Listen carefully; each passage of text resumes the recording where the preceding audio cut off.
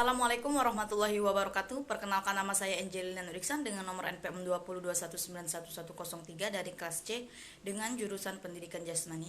Di sini saya akan menjelaskan secara singkat saja tentang hal-hal yang dapat mengganggu suasana belajar. Hal-hal yang dapat mengganggu suasana belajar ada beberapa jenis. Perilaku yang dapat mengganggu iklim belajar mengajar, seperti yang dijelaskan sebagai berikut. Yang pertama, kurangnya perhatian, tidak adanya atau kurangnya perhatian siswa terhadap materi pelajaran yang sedang dibahas merupakan salah satu perilaku siswa yang dapat mengganggu iklim belajar pengajar. Perilaku ini biasanya ditunjukkan dengan tindakan tertentu, misalnya mengobrol ketika guru sedang menjelaskan atau melakukan kegiatan lain yang tidak ada hubungannya dengan materi pelajaran, seperti membaca buku atau majalah. Bahkan sering ditemukan ada siswa yang sengaja menggambar wajah guru yang sedang mengajar. Kejadian seperti ini merupakan awal dari iklim belajar mengajar yang kurang kondusif. Perilaku yang ditunjukkan oleh siswa tersebut bermula dari kurangnya motivasi siswa yang dapat didorong oleh: yang pertama, siswa menganggap tidak penting materi pelajaran yang sedang dibahas. Yang kedua, siswa merasa memiliki kemampuan dan pemahaman terhadap materi pelajaran yang sedang dibahas. Yang ketiga, siswa merasa bosan atau tidak sesuai dengan pola pengajaran yang diterapkan guru. Yang keempat, siswa memandang guru kurang menguasai materi pelajaran yang disampaikan. Yang kelima, jika siswa baik secara individu maupun kelompok memiliki perasaan seperti di atas, dapat dipastikan siswa akan kurang serius terhadap materi pelajaran. Yang kedua, selanjutnya, perilaku mengganggu. Perilaku mengganggu dapat dilakukan oleh siswa secara individu atau kelompok siswa. Perilaku ini biasanya ditunjukkan dengan gejala perilaku seperti meniru perkataan atau kalimat guru dengan sengaja, mengucapkan kata-kata ketika ada siswa yang bertanya atau mengemukakan pendapat, mengajukan pertanyaan yang tidak seharusnya ditanyakan, mengejek siswa, membuat gerak tubuh fisik yang mengganggu siswa lain, dan sebagainya. Jika perilaku tersebut dibiarkan, maka akan menimbulkan suasana yang tidak menyenangkan. Manajemen pendidikan jasmani dan olahraga. Selain itu, keterampilan dasar merupakan syarat mutlak bagi guru untuk dapat menerapkan berbagai strategi pembelajaran.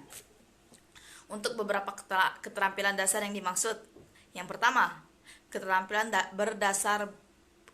bertanya dasar. Yang kedua, keterampilan penguatan. Yang ketiga, keterampilan variasi stimulus. Yang keempat, keterampilan membuka dan menutup pembelajaran. Yang kelima, keterampilan mengelola kelas. Beberapa gaya mengajar dapat diterapkan selama 1 jam atau lebih dalam satu mata pembelajaran. Gaya mengajar untuk guru pendidikan jasmani dan olahraga adalah: yang pertama, mendorong terciptanya suasana belajar yang menggerakkan siswa, dan yang kedua, agar guru dan siswa sama-sama termotivasi dan aktif dalam melaksanakan tugasnya masing-masing.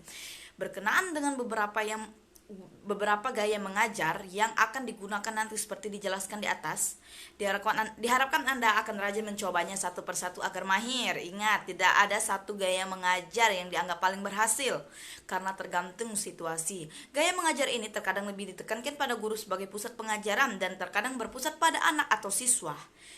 Gaya eksplorasi tak terbatas. Yang pertama, karakteristik dalam gaya eksplorasi tak terbatas. Guru membantu menyediakan alat pengajaran dan tugas desain untuk eksplorasi.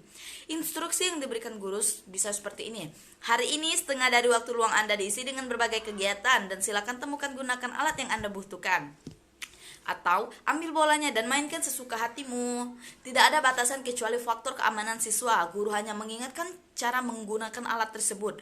Yang kedua, penerapan, karena kemampuan siswa dalam mencari solusi diprioritaskan. Tidak ada contoh atau demonstrasi dari guru, sehingga guru menghindari memberikan petunjuk dan hasil yang harus dicapai, kecuali mengingatkan beberapa hal seperti cara penggunaan alat tersebut. Hal ini untuk mencegah anak meniru atau tidak kreatif. Yang ketiga, kesimpulan dalam menerapkan gaya eksploratif ini bukan berarti guru tidak aktif. Dalam praktiknya, guru berkeliling memberikan dorongan dan menjawab pertanyaan yang diajukan secara individu. Guru berfokus pada memotivasi siswa dan memberikan kesempatan kepada siswa untuk mandiri, kemudian lebih mandiri sesuai dengan perkembangan anak. Dalam pembelajaran tentang gaya mengajar, kita dapat memahami bahwa gaya mengajar diterapkan sesuai dengan situasi dengan maksud untuk mengaktifkan semua siswa. Gaya perintah mengandung ciri bahwa semua inisiatif bergantung pada guru. Gaya eksplorasi tak terbatas, menekankan pada kesempatan seluas-luasnya bagi siswa untuk menemukan pemecahan masalahnya sendiri. Setiap gaya mengajar memiliki kelebihan dan keterbatasan. Yang keempat, Keterampilan dasar. Mengajar bagi guru pada umumnya dan khususnya guru pendidikan jasmani dan olahraga diperlukan agar guru dapat menjalankan perannya dalam mengelola proses pembelajaran, sehingga pembelajaran dapat berjalan secara efektif dan efisien. Keterampilan dasar dan gaya mengajar untuk guru cocok untuk pengayaan gerakan dan pengembangan beberapa pola gerakan untuk keterampilan tertentu. Penerapan saat mempelajari keterampilan manipulatif atau misalnya melempar bola dengan tangan, siswa dapat mendemonstrasikan beberapa cara memantul dan menangkap bola sambil berdiri di tempat. Faktor apa saja yang dibatasi karena keterampilan dibatasi?